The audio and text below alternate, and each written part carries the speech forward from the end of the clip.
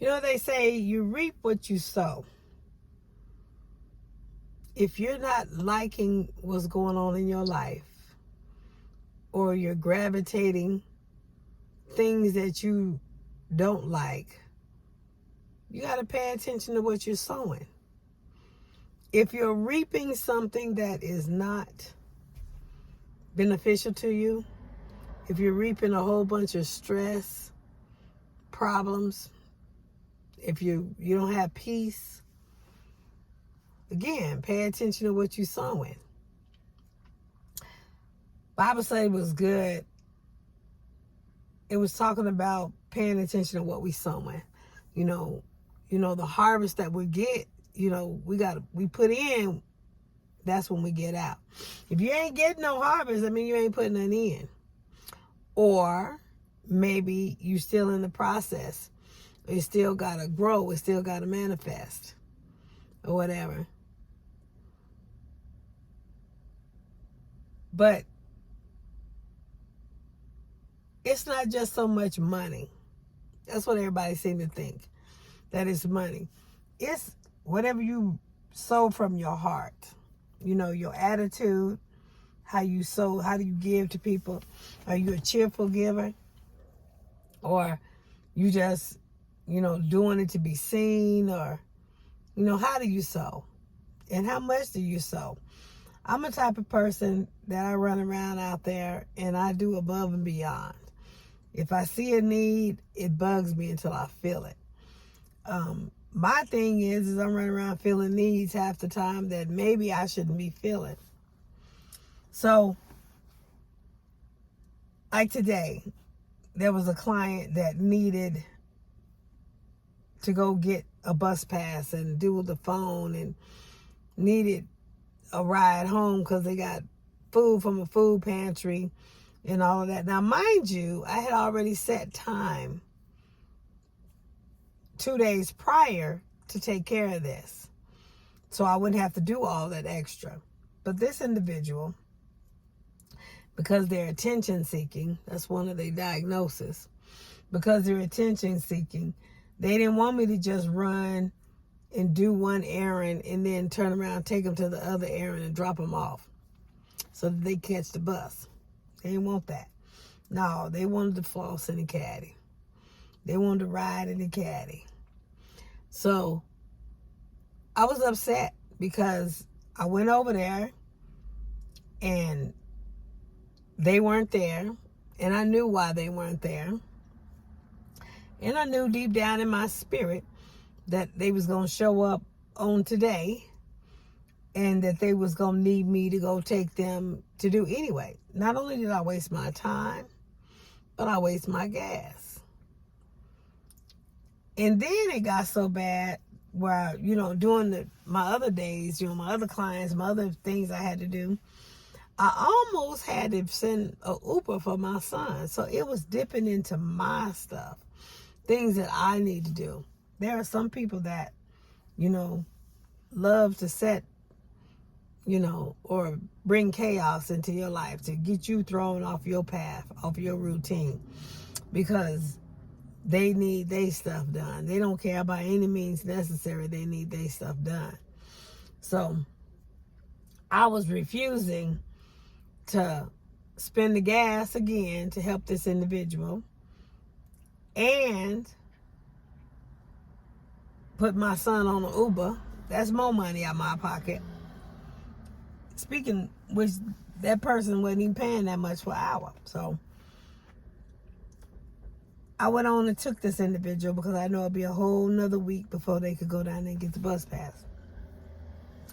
We thought that there was going to be, a way to get the phone taken care of at the same place, but lo and behold, it wasn't. We had to look for that.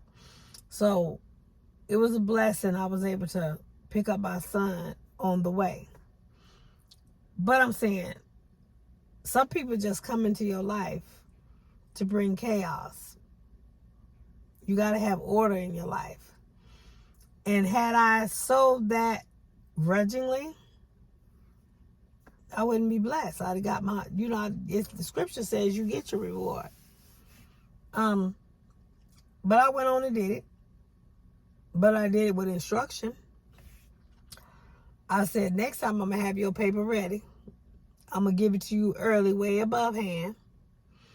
Well, maybe not that above hand, because I'm just going to get it together and put it in the car. That way he don't go and try to get an extra bus pass or something like that. So I'm going to have his stuff together. That way he going to have plenty of time to ride the bus and go do his stuff on his own. He ain't got to floss in my caddy. He ain't got to wait on me. And it ain't going to put no burden on me. So he understood. I told him, I say, that's my biggest pet peeve, is wasting time and wasting gas. I don't like stuff like that. I'm very conservative. I wouldn't want, to be one of these people out here suffering, needing food and shelter, and I'm just being wasteful with mine. I just can't. I'm not like that. I'm too busy running around here trying to help people eat to be wasteful with mine. There are times that, I don't get to cook and stuff goes freezer burn in my house. I was talking about that today. That bugs me. But, that just needs me to be more diligent to make sure I go through my freezer a little bit more, maybe 2 times a month. That way I could, if I can't cook it, I can go donate it, give it to somebody or whatever. So, I just don't like wasting nothing, because too many people need out here, and that's what I do, is run around here try to help people fill their needs. So, and I do it with a cheerful. I love what I do. When it gets to the point where I'm tired and I'm complaining that I'm out here too much, my feet swole or whatever, then that's when it's time for me to take a break and do me, so that I'm able to be a cheerful giver. If you can't give cheerfully, don't give at all, because it's not going to benefit you now. Not that you're looking for the benefit, but what's the point in giving grudgingly? There's no point. I mean, you causing all kind of health conditions on the inside, because you giving grudgingly. That means you don't want to give.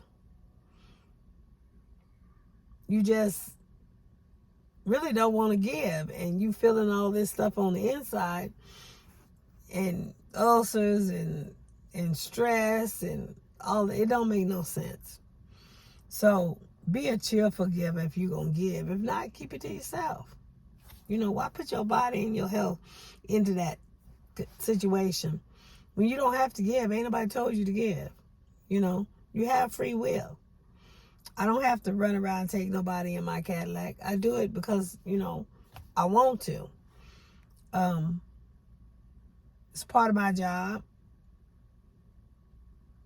Technically, it's really not part of my job, because Medicaid don't pay for all that. But I like to go above and beyond. I like to make the heart smile. I like to make sure the people are satisfied. Plus, you can't talk to people and deal with their situations if they sitting there feeling their hunger pains. So like I said, I go above and beyond. But be careful. Pay attention how you sow. That's what we've been talking about in Bible study. How you sow. Now, my apostle was talking about cherries last night. And I just happened to go to a Walmart way on the other side of town, deep South Las Vegas, because I was on my way to the housing authority to drop off some paperwork and for some clients. And I just happened to stop by that Walmart because I needed some creamer for my coffee. And lo and behold, when I walked in the door, the first thing I saw was all these cherries. So I took a picture and sent it to her. I said, hey, there's some stragglers. And she said, what? And she said, I'm on my way. But I'm just saying, someone just like that. I didn't have to send that picture. She had a desire she wanted, and she wanted to get us some cherries.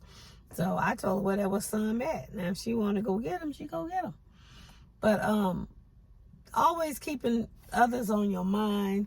You don't be so self-centered to where you can't, help somebody else or bless somebody else. Sow positively, not reaping, not expecting a harvest, but, sow. Plant. Just keep running around planting. And eventually, what you plant is going to grow. It's going to manifest. Whatever you put out there is what's going to manifest. It's what's going to be brought back to you. So if I put grudgingly and sorrow and anger, that's what I'm going to manifest back to me. So I'm talking about that because I see a lot of women that they complain constantly about the things they doing for their man or their boyfriend or their husband. They ain't got to do it. They really don't. It's free will. Now, if you married somebody, you do benevolence. Yeah, you're supposed to do it, but if you so stuck on not wanting to do it, it's better to divorce. It really is. Instead of living your life miserable with somebody that you really don't want to be with, if you can't sit there and think of a way to be with that individual, because why sit there and make that person's life miserable? Because every time they look at you, you look sourpuss on your face. They can't say nothing to you because it might set you off or whatever. It's better to just leave them alone.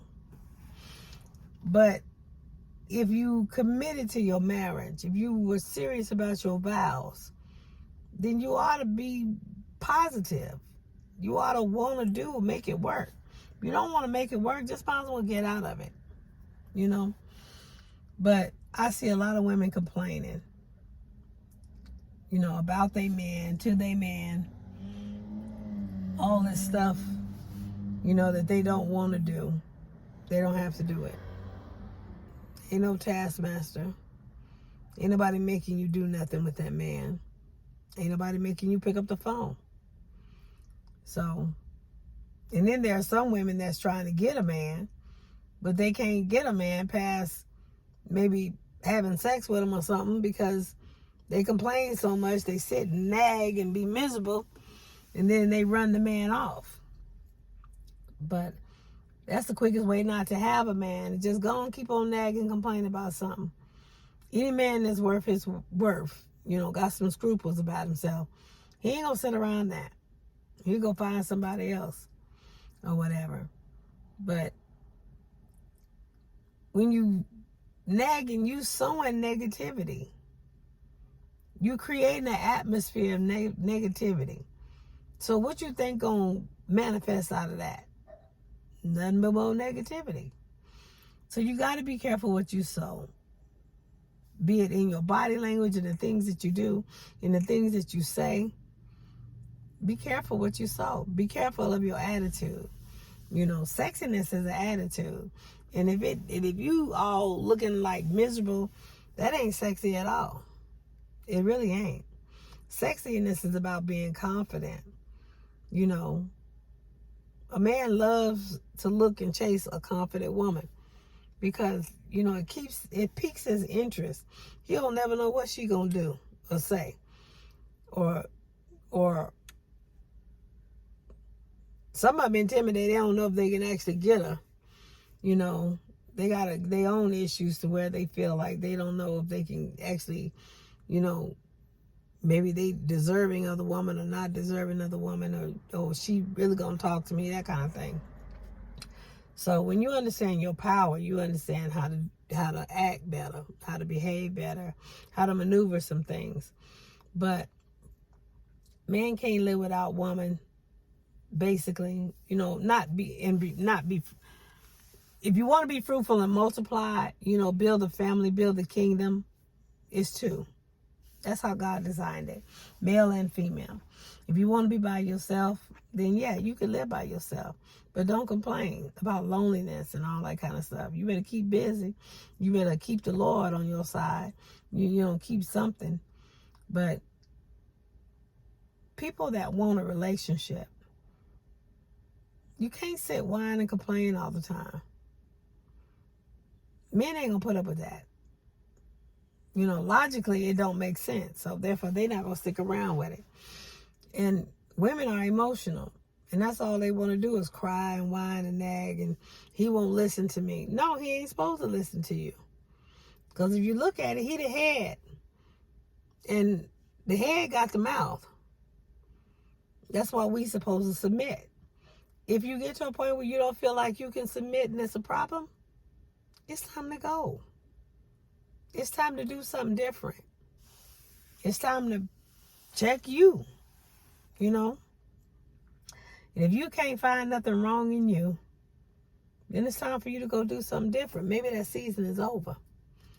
I believe everything, is in seasons. Some people just supposed to be, like when you're getting on the plane. They always say this. When you're getting on the plane, there's a few nonstop flights, but there are some flights where you got to change planes. And everybody ain't going to the same destination you're going to.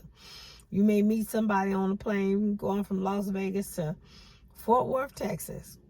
And then they get off of there at Fort Worth, Texas, but you meet somebody else come in that seat going to New York with you. Some people are in your life for a season. So you got to treat them positive, treat them kindly, treat them good while they're in your life.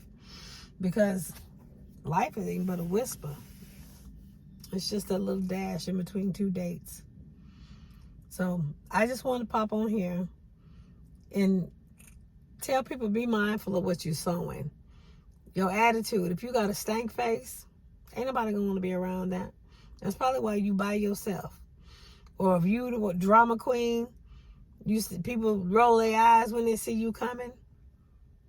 Don't be the drama queen or king. Don't have people having stank face when they see you coming. Get some life. Get some business. Start working on you. Be confident. And as you get confident, it's always going to send somebody to you trying to stop you or distract you. Men love women that's confident because, they, some of them try to tame them. How dare she get a Cadillac without no man? That kind of thing. You get that Cadillac, then you're going to have to worry about them trying to drive it. Make sure they got gas money. Because once you get them in it, you can't get them out of it.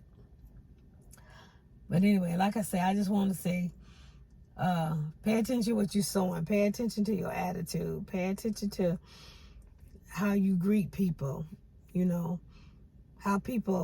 are people saying about you? Is any of it true? Could you see where it might be true? Can you take constructive criticism? Like I say, men, they logical. They real simple. All it's got to do is make sense. And if it ain't making sense to a man, that may be where the issue is. It don't make sense for a man to be with a woman, commit to a woman that's just going to sit there and nag and create hell in his life. That don't make no sense.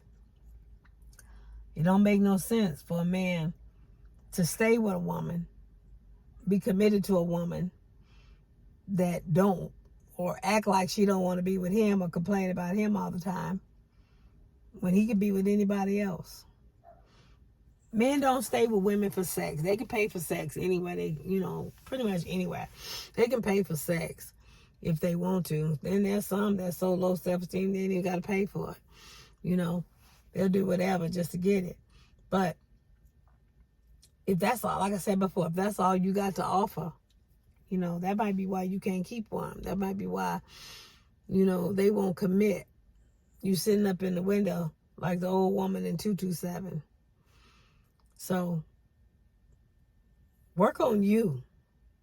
Work on who you are. Make your personality what they call draw people, not repel people. Make sure that people want to be around you, that they love being around you, that they gravitate towards you versus repel you. I know some people, some women that's so evil. They open their mouth and none but Jezebel come out. Full of witchcraft, full of control, dictating, And they wonder why they got to work so hard to get something done or get people to do stuff, because their attitude is just nasty. Don't nobody want to be around that. They look like death walking. So make sure you're paying attention to what you're sowing. Sow positivity. Sow love. Love nurtures. Love don't, want to hurt people. Sometimes the truth hurts.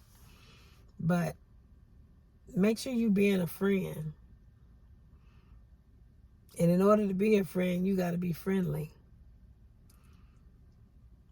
Sow good stuff. So, don't sow discord. Don't, just do by any means necessary. If you're going to sow for real. So genuine. Be a genuine heart. Don't just do it to get over or, get over on nobody, use nobody. But like I say, pay attention to what you're sowing, because whatever you're sowing is manifesting in your life. And you can't blame that hell on nobody but you. So like I said, I'm going to pop off of here and go get started with doing this trash day today. Get started with cleaning this garage or whatever so they can come fix it. So make sure the ground that you're on is good ground, and people will sow into you. People don't like to sow into mess and discord. Make sure your ground is good. Make sure people supporting good in you and not supporting evil towards others. Anyway, y'all stay blessed.